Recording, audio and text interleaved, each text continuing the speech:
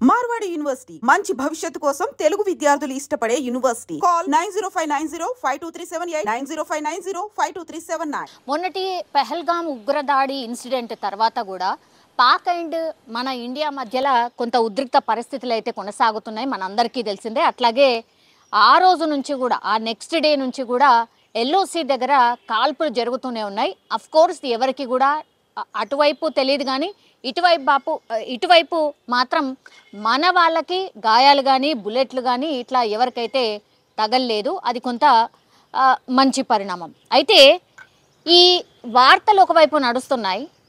సరే, ఏం జరుగుతుంది ఏంటి, ఈ రెండు కంట్రీస్ మధ్య ఏం జరగచ్చు అనేది సోషల్ మీడియాలో పూర్తిగా అందరు కూడా ఫాలో అవుతున్నారు. అంటే అటువైపు ఇటువైపు అన్ని ఛానల్స్ని కూడా ఫాలో అవుతున్నాయి. అట్లాగే అసలు ఏంటి అప్డేట్ ఏంటి అనేది తెలుసుకునే ప్రయత్నం చేశారు.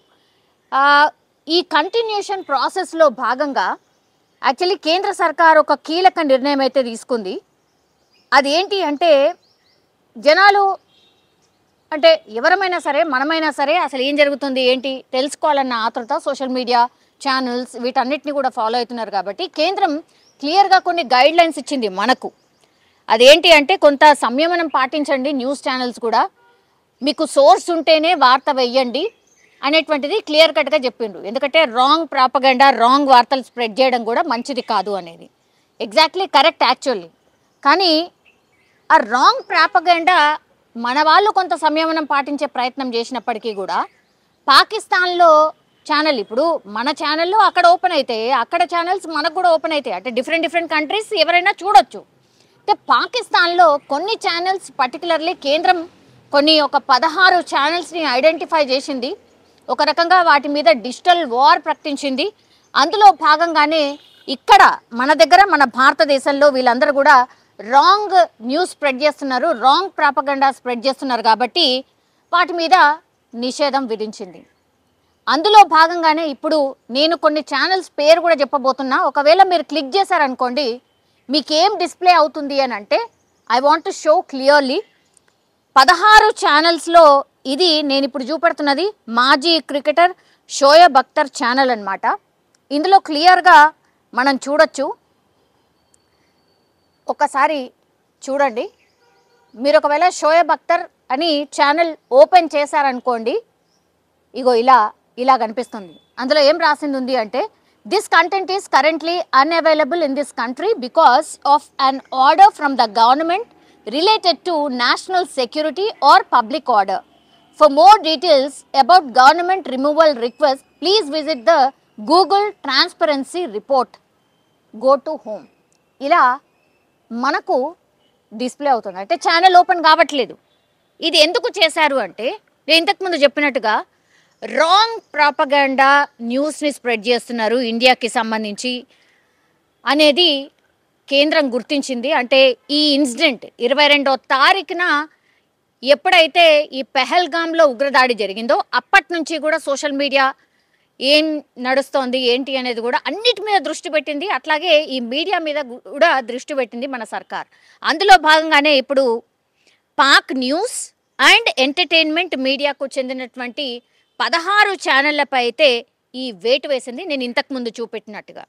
అందులో డాన్ న్యూస్, జియో న్యూస్, జియో అంటే GEO, Geo news, Samaa TV, ఇట్లా ఇంకా కొన్ని మీడియా ఛానళ్ళ మీద నిషేధం విధించింది. అట్లాగే కొంతమంది జర్నలిస్టుల ఖాతాల మీద, అంటే ట్విట్టర్ ఇట్లాంటివి ఉంటాయి కదా, వాటి మీద కూడా నిషేధం విధించింది.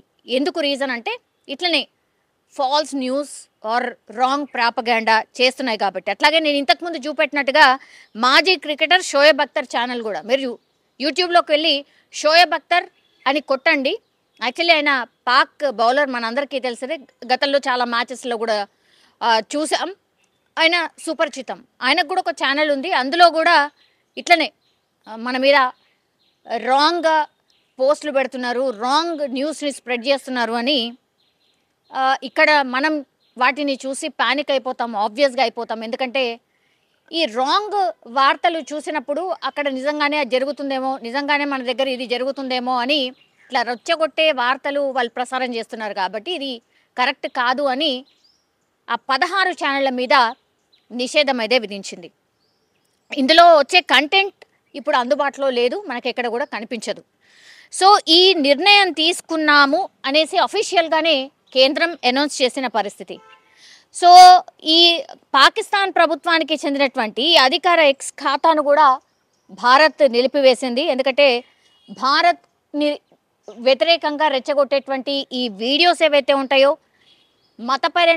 మతపరమైనటువంటి అంశాలు, సున్నితమైన అంశాలు వాటిలో పెట్టి రెచ్చగొడుతుంది. కాబట్టి అందులో భాగంగానే వీటిని క్లియర్గా మేము నిషేధిస్తున్నామనేది ఒక లిస్ట్ని అయితే రిలీజ్ చేసిన పరిస్థితి. ఇప్పుడు యాజ్ ఆఫ్ నౌ అయితే డిజిటల్ వార్ కూడా, అంటే ఏ న్యూస్ ఏ ఛానల్ ఏమిస్తుంది అనేది పూర్తిగా క్లియర్ కట్గా కేంద్రం దగ్గర పూర్తి ఇన్ఫర్మేషన్ ఉంది. మీరు ఏమైనా సరే రాంగ్ న్యూస్ స్ప్రెడ్ చేసినా, రాంగ్కి సంబంధించిన రాంగ్ ఇన్ఫర్మేషన్ స్ప్రెడ్ చేసినా ఇగో ఇట్లనే ఛానళ్ళని నిర్దాక్షిణ్యంగా నిలిపివేయబోతోంది. అఫ్కోర్స్ మన ఛానళ్ళ గురించి కాదు నేను ఇంతకుముందు చెప్పింది, బట్ మన ఛానల్కి, మన ఇండియాలో మన ఇండియా ఛానల్స్కి కూడా ఒక క్లియర్ కట్ ఆదేశం ఇచ్చింది. దయచేసి సంయమనం పాటించండి, మీకు అఫీషియల్గా ఏమైనా తెలిస్తేనే వార్తలు ప్రసారం చేయండి తప్పించి రాంగ్ ప్రాపగండగా రెచ్చగొట్టేగా మీరైతే వార్తలు ఇవ్వకండి అని మనకు ఆదేశాలు జారీ చేసింది. అట్లాగే అక్కడ ఉన్నటువంటి ఛానళ్ళ మీద కూడా దృష్టి పెట్టింది. కాబట్టే ఇప్పుడు నేను ఇంతకుముందు చెప్పిన కొన్ని ఛానల్స్ ఏవైతే ఉన్నాయో వాటి మీద నిషేధం విధించింది. మీరు వెళ్ళి క్లిక్ చేసి చూస్తే కూడా ఆ ఛానల్స్ ఓపెన్ కావు. నిజంగానే ఈ డిసిషన్ కరెక్టా? మీ అభిప్రాయాన్ని కూడా తెలియజేయాల్సిందిగా కోరుతున్నాను కామెంట్ రూపంలో. Because very very important. అందరం కూడా ఇప్పుడు news channel, social media, YouTube వీటన్నిటిని కూడా ఫ్రీక్వెంట్గా చూస్తున్నాం. కాబట్టి 16 పాకిస్తాన్ ఛానల్స్ రాంగ్ కంటెంట్ ఇస్తున్నారు. కాబట్టి ఇక్కడ మన దగ్గర ఓపెన్ కావట్లేదు, ఆ కంటెంట్ మనకు కనిపించట్లేదు. కేంద్ర సర్కార్ ఈ నిర్ణయం తీసుకుంది. ఇది కరెక్టా కాదా? మీ అభిప్రాయాన్ని కూడా తెలియజేయాల్సిందిగా కోరుతున్నాం.